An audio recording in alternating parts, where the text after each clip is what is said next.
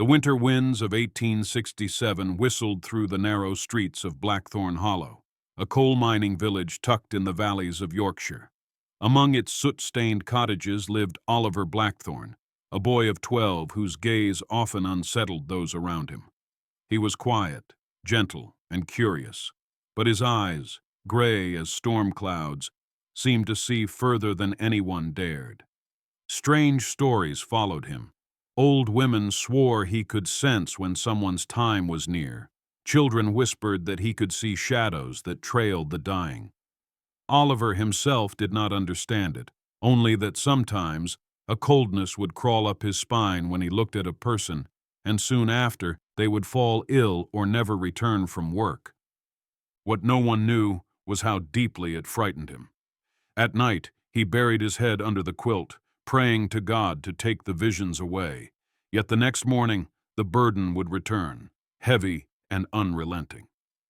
Oliver's father, Thomas Blackthorne, was a miner like most men in the village. He was a sturdy man, with calloused hands and coal dust forever lodged in the lines of his face.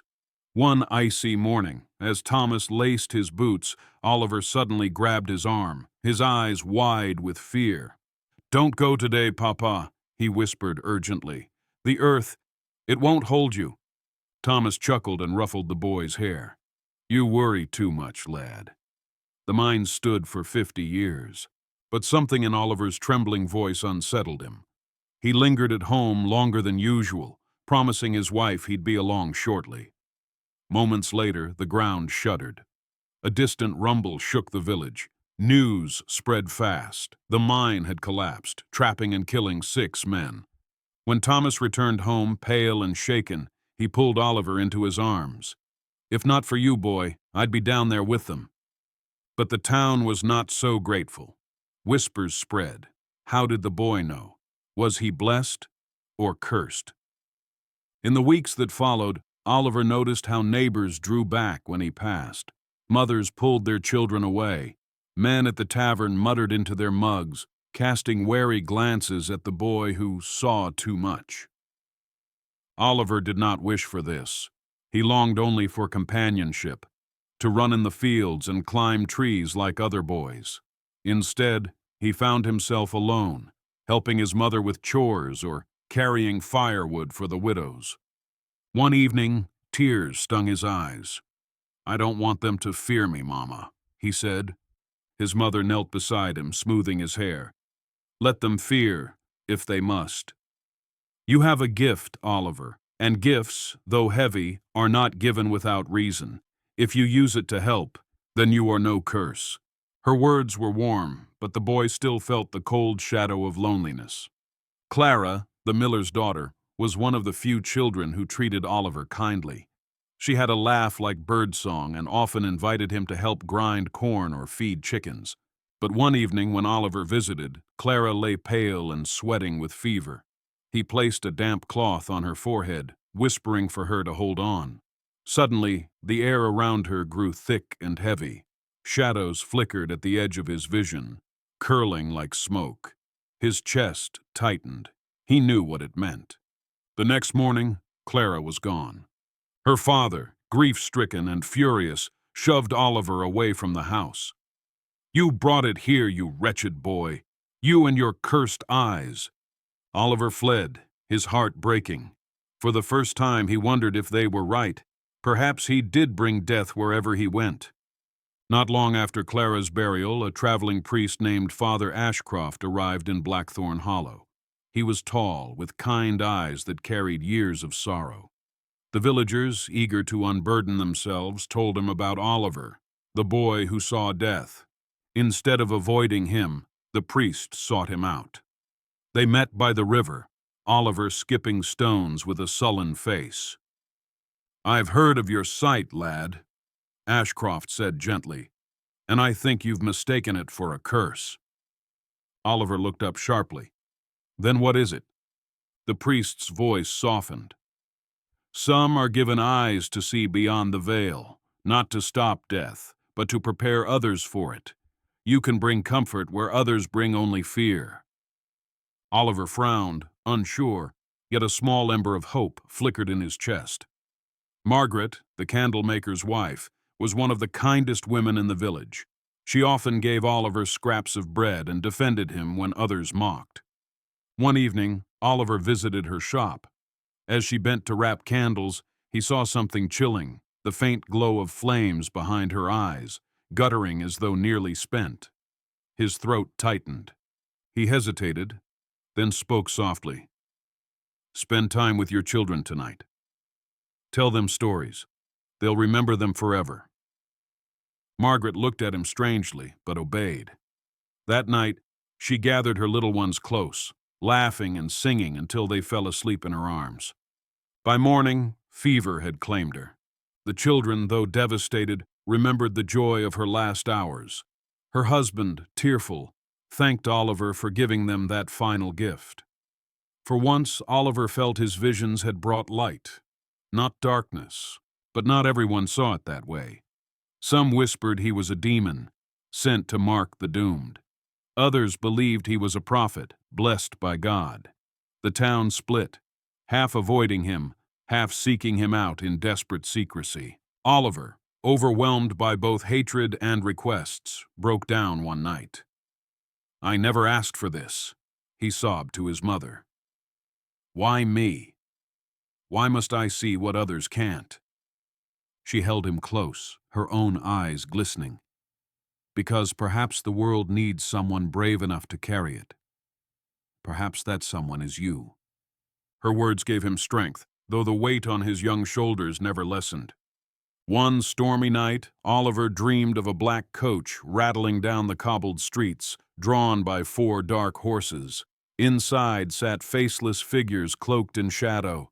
The sight chilled him, and he woke gasping. 3 days later, the mayor of Blackthorne Hollow fell ill. Within the week, he was dead.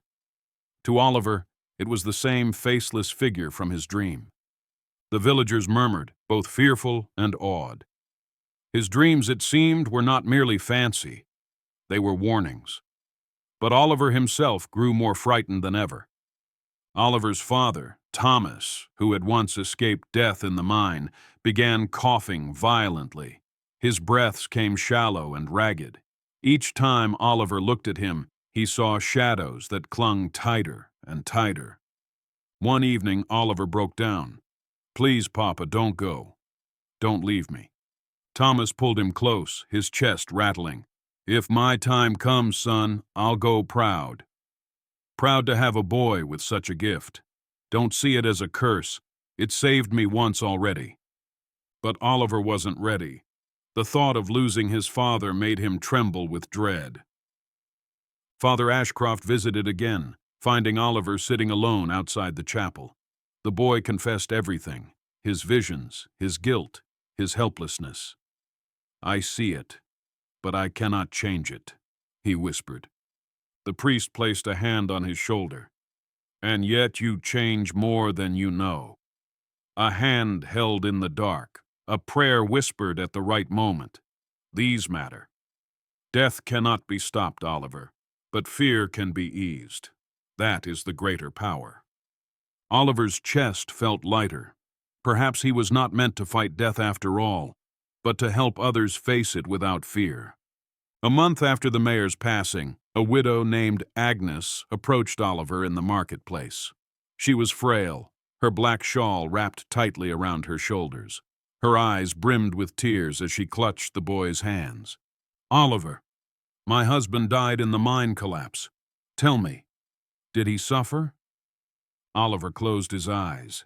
He remembered the moment he had seen the shadows coil around the man's body, but he also remembered the man's calm, as though falling into a deep sleep.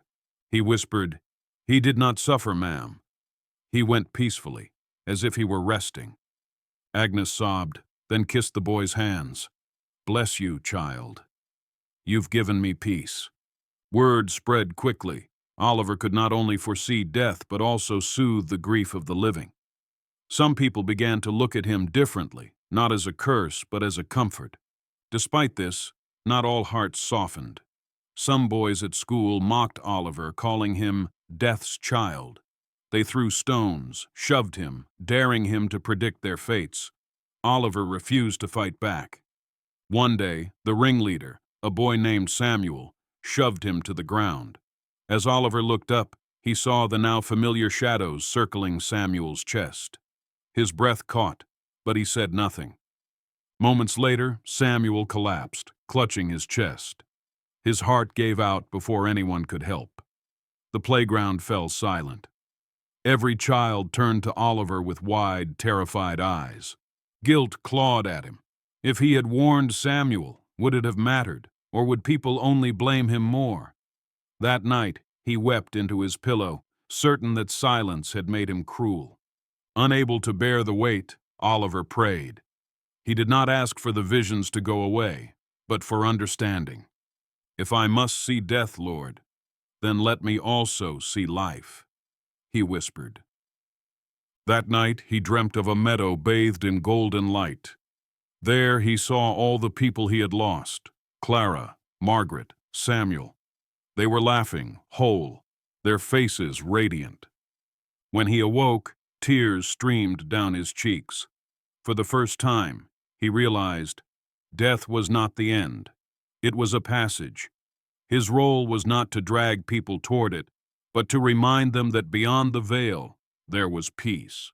The mines, barely repaired after the last collapse, groaned under the weight of fresh tunnels. One morning, Oliver heard the earth itself moan in his ears.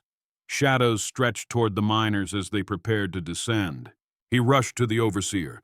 "Please, don't send them in. The earth is crying. It will fall." The overseer scoffed, but Thomas Blackthorne, Oliver's father, stepped forward. "Listen to the boy. He saved me once." Reluctantly, the overseer delayed the shift. Hours later, the mine caved in exactly as Oliver had warned. This time, no one was lost. 20 men owed their lives to the boy. The town's whispers shifted again, from suspicion to awe. Some even began calling him their protector. Thomas, Clara's brother, had once despised Oliver. He had blamed him for Clara's fever and death. But now, after seeing Oliver save the miners, Thomas's heart softened. One evening he approached Oliver by the river, where they had once skipped stones together with Clara. His voice trembled. "When Clara passed, did she suffer?" Oliver remembered the shadows, but also Clara's smile as she slipped away. He nodded softly. She was smiling, Thomas. She was at peace. Tears filled Thomas's eyes. He clasped Oliver's hand and whispered, "Then I misjudged you, Oliver. You gave me something no doctor could: hope." The bitterness between them dissolved. For Oliver, it was the sweetest healing of all. But fate is cruel. Soon Oliver noticed the shadows clinging to the person he loved most: his mother. Her hands trembled when she kneaded bread. She grew weak, her breath short, her face pale. Oliver's world shattered. Not her. Please, not her. He prayed nightly. One evening she sat him down by the fire. "Oliver," she said softly, "I know you see it. I feel it too. But listen to me, my boy. You were never cursed. You were chosen. Life is precious because it ends. And you, my sweet child, remind people to live before it does." Oliver clung to her, tears streaming down his face. He would have given anything to change what he saw. But he knew he could not. Her final night came quietly. Oliver sat at her bedside, holding her hand, telling her stories of the meadow he had dreamt of, the place of peace beyond the veil. She laughed weakly at his tales, her eyes filled with love.